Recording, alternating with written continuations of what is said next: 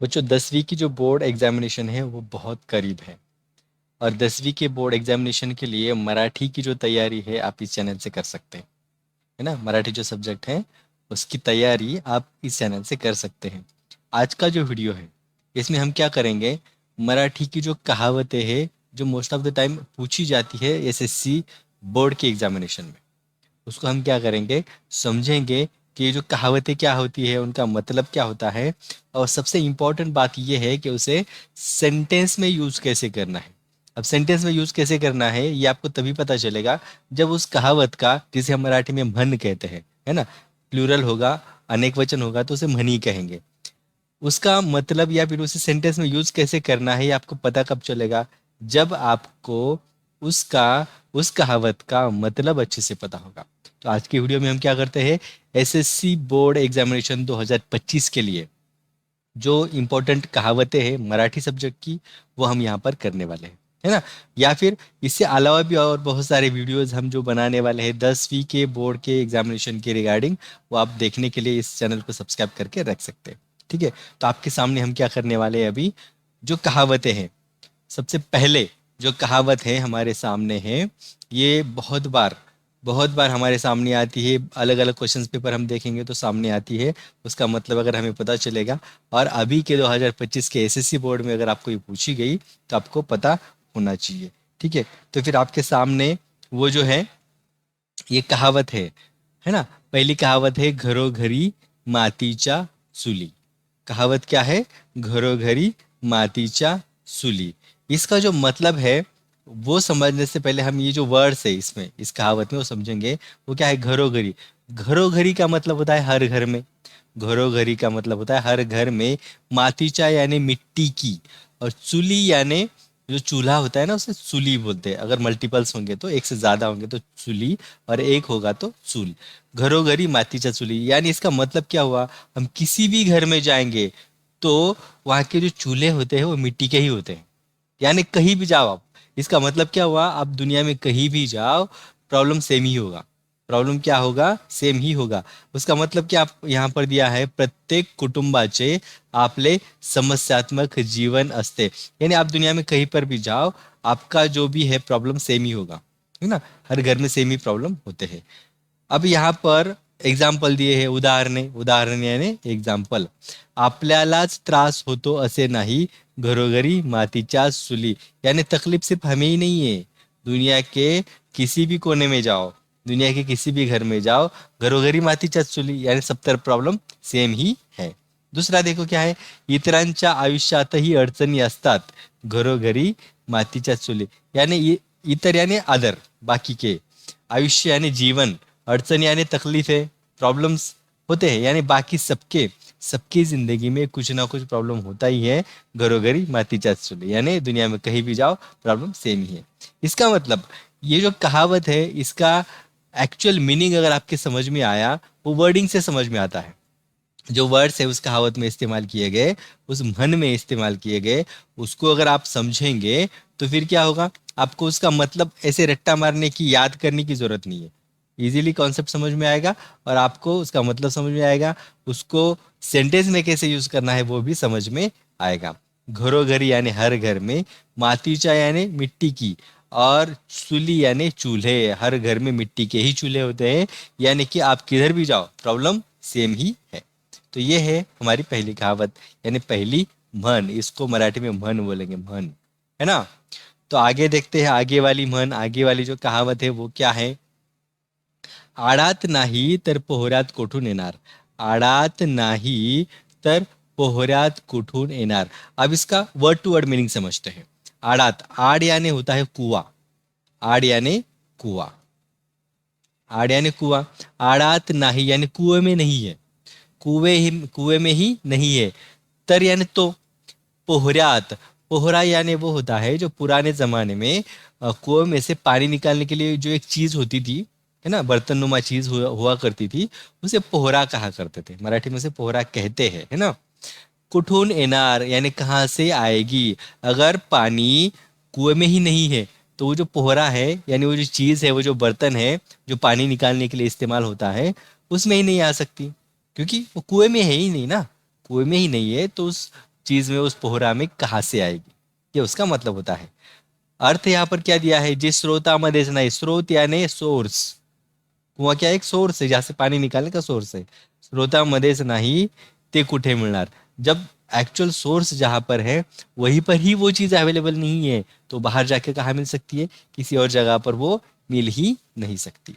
देखो एग्जाम्पल कैसे दिए हैं, शिक्षण न घेतल्यावर चांगली नौकरी कशी मिळणार, शिक्षण यानी एजुकेशन, एजुकेशन अगर नहीं लेते हैं तो अच्छी नौकरी कहाँ से मिलेगी, यानी आड़ात नाही तर पोहरात कुठून येणार, यानी सोर्स में ही नहीं है, आपके पास एजुकेशन नहीं है तो उसके रिगार्ड उससे जो रिलेटेड जॉब है वो आपको मिल ही नहीं सकती। मेहनत केली नाही तर यश मिळणार कसं, मेहनत, अगर हम मेहनत नहीं करेंगे तो यश यानी सक्सेस, है ना, कामयाबी वो हमें कैसे मिलेगी, क्योंकि हमारे पास मेहनत ही नहीं है तो कामयाबी मिल ही नहीं सकती, यानी कि आड़ात यानी कुएं में ही नहीं है तो उस पोहरा जिसे हम कहते हैं जो बर्तन नुमा चीज उसमें नहीं आ सकती, ये उसका मतलब होता है। यानी जो मेन सोर्स है वहां पर ही अवेलेबल नहीं है तो फिर जो सेकेंडरी चीजें है उसमें तो कुछ अवेलेबल हो ही नहीं सकता, ये उसका मतलब होता है, आड़ात नाही तर पोहरात कोठून येणार। तीसरा देखें, तीसरा क्या है, अति तिथे माती, अति यानी बहुत ज्यादा, अति यानी बहुत ज्यादा, out of the limit, limit से ज्यादा, तिथे यानी वहां, और माती यानी मिट्टी, माती यानी मिट्टी, ठीक है, अति तिथे माती।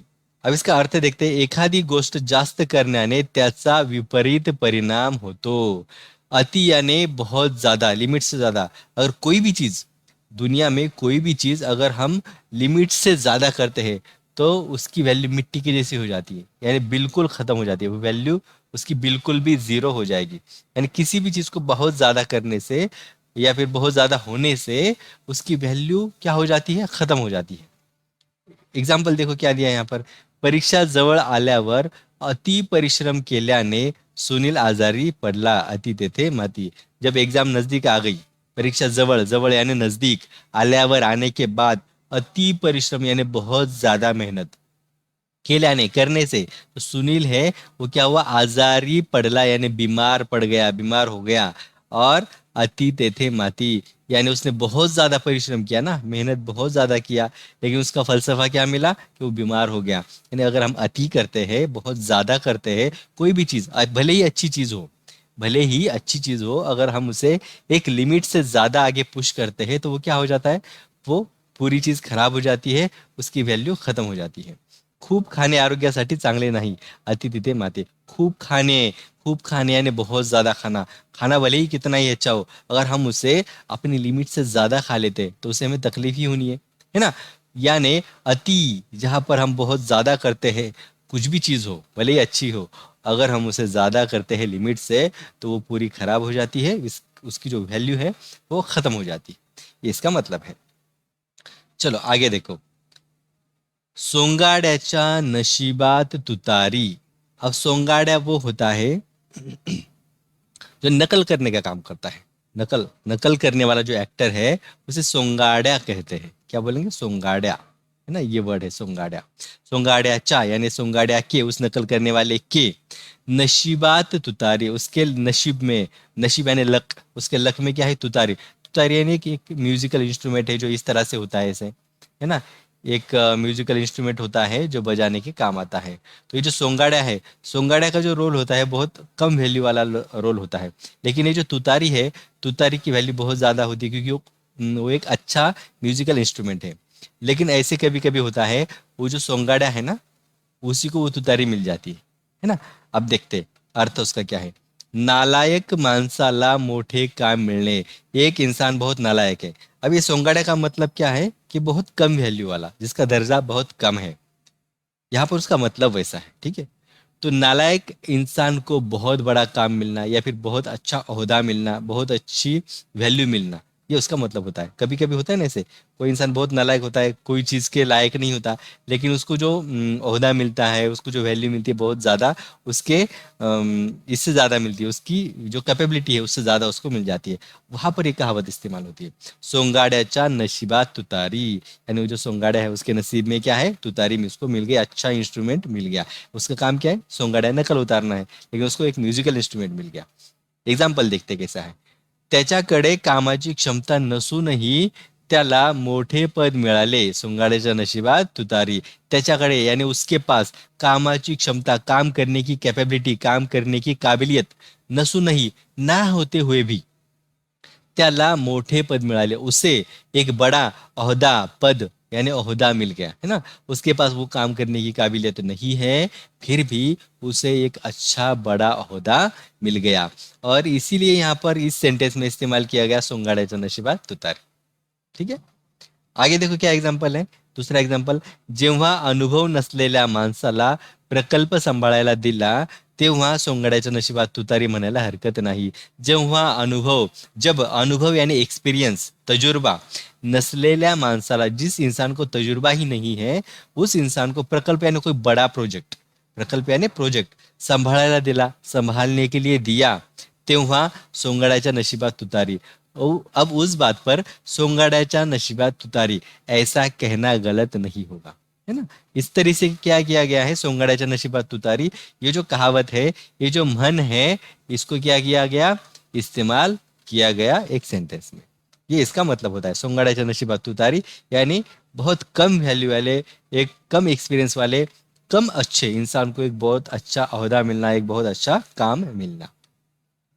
आगे वाला देखते क्या है, ज्याचं जळतं त्यालाच कळतं, ज्याचं जळतं त्यालाच कळतं। अब इसका वर्ड टू वर्ड मीनिंग देखेंगे कि ज्याचं यानी जिसका, जळतं यानी जलता है, त्यालाच यानी उसे ही, कळतं यानी समझता है, जिसका जलता है उसी को समझता है ना।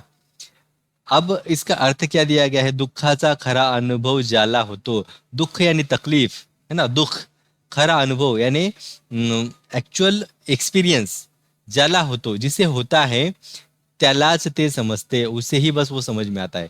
यानी कोई तकलीफ, कोई गम जिसे होता है ना, उसकी इंटेंसिटी, उसकी जो गहराई है, बस उसे ही समझ में आता है, किसी और के समझ में नहीं आएगा। कितना भी हम दूसरे को समझाएंगे तो अपने गम की जो गहराई है वो बस हमें ही समझ में आती है, जिसका जलता है उसे ही समझता है, जो दर्द उसी को ही पता चलेगा ना, ये उसका मतलब है।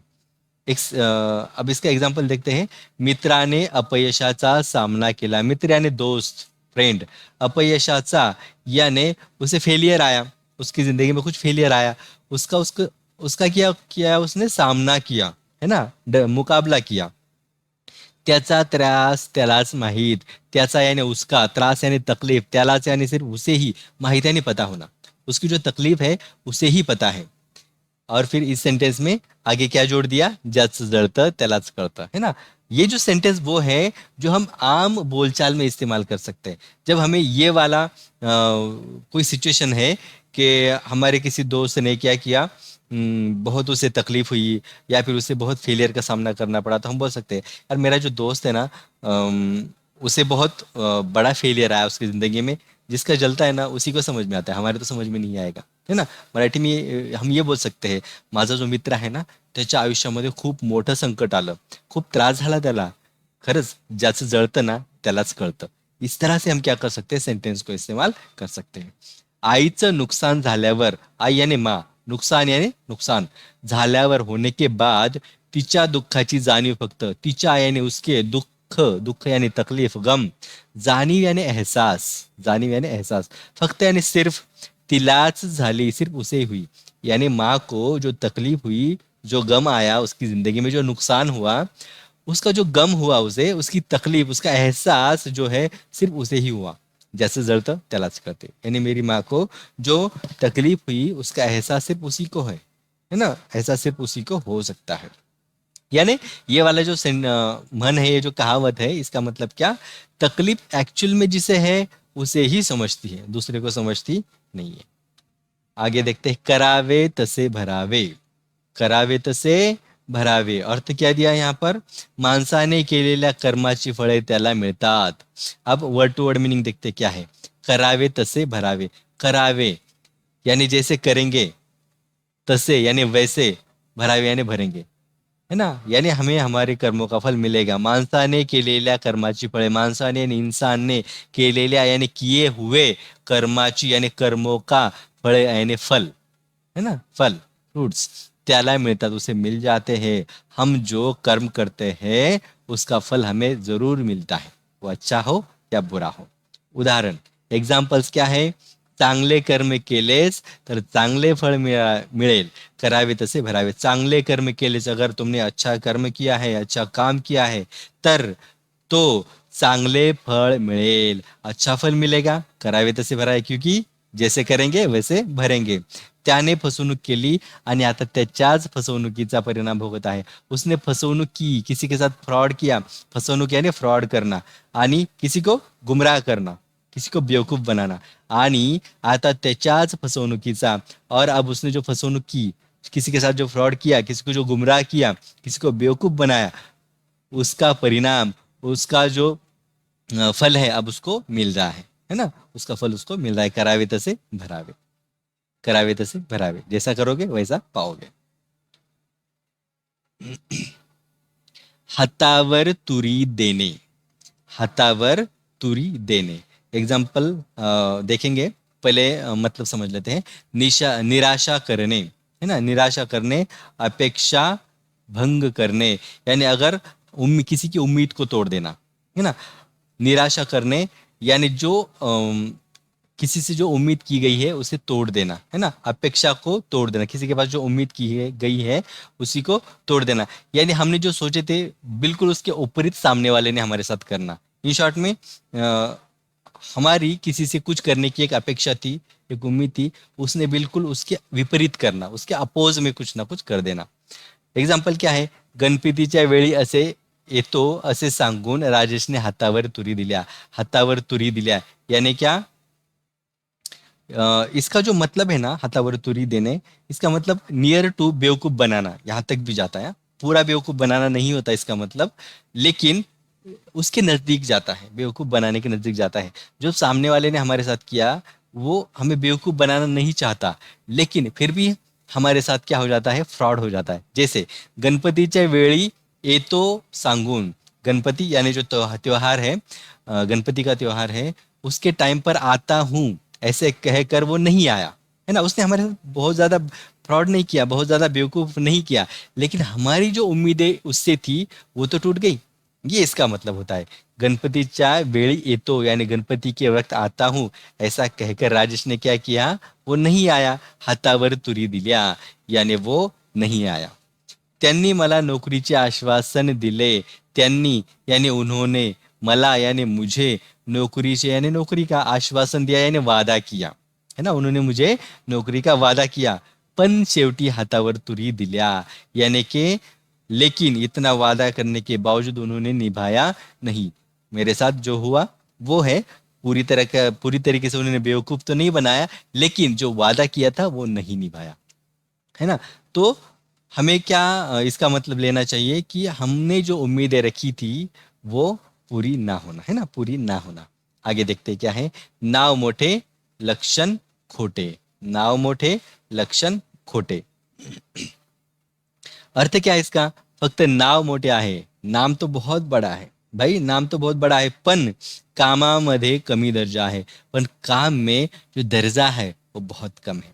नाम बहुत बड़ा है, लेकिन हम देखते ना कभी कभी आमतौर पे कि किसी कंपनी का नाम बहुत बड़ा होता है, लेकिन उसका जो प्रोडक्ट है वो बहुत ही डल, बहुत ही खराब क्वालिटी का निकल जाता है. ये है नाव मोठे लक्षण खोटे. एग्जाम्पल देखते हैं.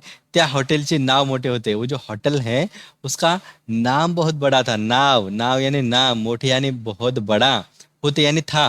पण बट जेवणाची, जेवण यानी खाना, खाने की जो चव, चव यानी जायका मात्र चांगली नव्हती. यानी उस होटल का नाम तो बहुत बड़ा था, लेकिन उसका जो खाना था, उसका जायका, उसकी टेस्ट बहुत कम थी, बहुत खराब थी. कहते हैं ना, नाव मोठे लक्षण खोटे, है ना. नाव मोठे लक्षण खोटे, इस तरह से। नवीन वस्त्र ब्रँडचा प्रचार खूप होता. नवीन वस्त्र ब्रँड, नवीन यानी नया, वस्त्र यानी कपडे, ब्रँड यानी ब्रँड. उसका प्रचार है ना, प्रचार प्रसार खूप होता, बहुत ज्यादा था. पण बट वस्त्रे यानी कपड़े दर्जेदार यानी उस क्वालिटी की नहीं थी. कहते हैं ना, नाव मोठे लक्षण खोटे. यानी वो जो कपड़े का ब्रांड था उसने एडवर्टाइज तो बहुत अच्छी की, ऐसे दिखाया कि हमारा बहुत बड़ा बड़ा ब्रांड है, लेकिन जब उसके कपड़े देखे गए तो बहुत खराब क्वालिटी के थे, अच्छे दर्जे के नहीं थे.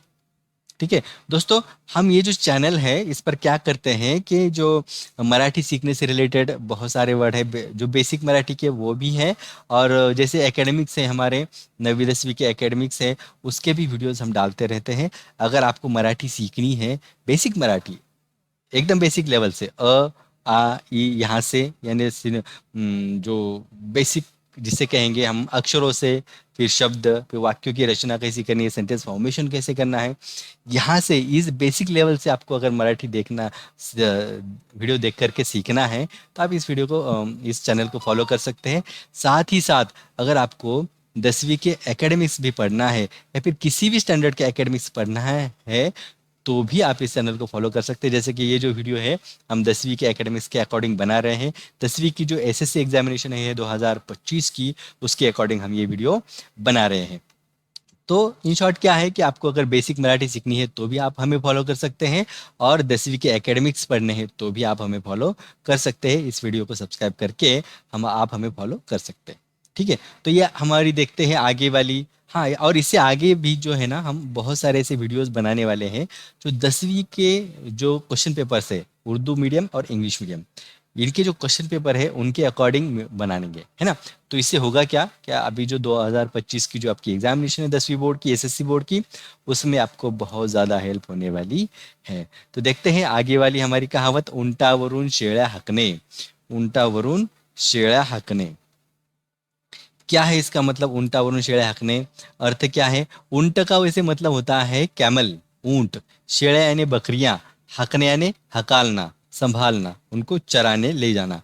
आपले काम दुसऱ्यावर सोपवणे आणि स्वतः आरामात बसणे, यानी अपना जो काम है किसी और के ऊपर छोड़ देना, है ना. अपना जो काम है वो किसी और के ऊपर छोड़ देना, आणि स्वतः और खुद क्या करना, आराम से बैठ जाना. इसे कहते हैं उंटावरून शेळ्या हाकणे. यानी ऊँट पर बैठना एक्चुअल में देखा जाए तो प्रैक्टिकली पॉसिबल नहीं है. ऊँट पर बैठकर बकरियां हकलना पॉसिबल नहीं, इसीलिए तो ये कहावत है ना, इंसान बैठा है ऊँट के ऊपर और बकरियां हकल रहा है, ये पॉसिबल नहीं. इसलिए ये कहा गया है कि अपना जो काम है वो किसी और के ऊपर ढकेल देना. उदाहरण, त्याने सगळी जबाबदारी दिली आणि स्वतः मात्र मोकळा बसला, उंटावरून शेळ्या हाकणे. यानी उसने सारी जिम्मेदारी, त्याने सगळी यानी उसने सारी जवाबदारी यानी जिम्मेदारी दिली, किसी और को दे दी, स्वतः यानी खुद, मात्र लेकिन मोकळा बसला, खाली बैठ गया. कहते हैं ना, उंटावरून शेळ्या हाकणे. त्यांनी प्रकल्पातील काम इतरांवर टाकले. त्यांनी यानी उन्होंने, प्रकल्प यानी कोई प्रोजेक्ट है, उसके अंदर का जो काम है इतरांवर टाकले, इतर यानी बाकी लोगों के ऊपर डाल दिया, आणि स्वतः मात्र और खुद आराम से बैठ गए. कहते हैं ना, उंटावरून शेळ्या हाकणे, यानी अपनी जिम्मेदारी दूसरे के ऊपर डाल देना. चलो ये देखते हैं, नाचता येईना अंगन वाकड़े. वर्ड टू वर्ड अगर मीनिंग देखेंगे, नाचता येईना यानी नाचते तो नहीं आ रहा है, डांस करना तो नहीं आ रहा है, लेकिन कह रहा है क्या है, अंगन वाकड़े. अंगन यानी क्या होता है, घर के सामने जो जगह होती है, गांव में आपने देखे होंगे घर ऐसे होते हैं, और घर के सामने यहाँ पर खाली जगह होती है, उसे आंगन कहा करते हैं, उसे मराठी में अंगन कहेंगे. वाकड़े यानी टेढ़ा, है ना. नाच न जाने आंगन टेढ़ा. स्वतःच्या अडचणीसाठी इतरांना दोष देने. तकलीफ क्या है, हमारे अंदर है, हमें नाचना नहीं आ रहा है, हमें डांस नहीं आ रहा है, तकलीफ हमारे अंदर है, लेकिन दोष, दोष हम किसे दे रहे हैं, दूसरे लोगों को दे रहे हैं. ठीक है, एग्जाम्पल देखते हैं. परीक्षेत अपयशी झाल्यावर, परीक्षा यानी एग्जाम, अपयशी यानी फेल हो जाना, झाल्यावर होने के बाद, तो शिक्षकांना दोष देत होता. तो यानी वो, शिक्षकांना यानी अपने उस्तादों को, अपने टीचर्स को दोष देत होता, यानी इल्जाम लगा रहा था. नाचता येना अंगन वाकड़े, इसी को कहते हैं नाचता येना अंगन वाकड़े, यानी नाच न जाने आंगन टेढ़ा. स्वतः कामात चुका केल्यावर दुसऱ्यांना दोष देणे योग्य नाही. अगर हम खुद गलती करते हैं अपने काम में और दोष दूसरे को देते हैं, इल्ज़ाम दूसरे के ऊपर लगाते हैं, तो वो गलत है। नाचता ही ना आंगन वाकड़े, यानी नाच न जाने आंगन टेढ़ा। हमें नाच नहीं आता, हम नाच नहीं जानते, लेकिन हम दोष किसको दे रहे हैं कि आंगन जो है टेढ़ा है, इसलिए हमें नाचना नहीं आ रहा है। तो इस तरह से दोस्तों हम जो है 10वीं एसएससी बोर्ड के एग्जामिनेशन से रिलेटेड वीडियो इस पर बना रहे हैं। आप भी सजेस्ट कर सकते हैं कि कौन से टॉपिक पर वीडियो बनाना चाहिए। जैसे कि जो टॉपिक्स आपको डिफ़िकल्ट लगते हैं, थोड़े से मुश्किल लगते हैं, आप हमें कमेंट करके सजेस्ट कर सकते हैं कि कौन सा टॉपिक आपको डिफ़िकल्ट लग रहा है। मैं कोशिश करूँगा कि उसके ऊपर वीडियो बनाया जाए और इस तरीके से आपको जो एसएससी बोर्ड है 2025 का वो आसान किया जाए। तो फिर आप कमेंट ज़रूर कीजिएगा, सब्सक्राइब ज़रूर कीजिएगा। मिलते हैं अगले वीडियो में, तब तक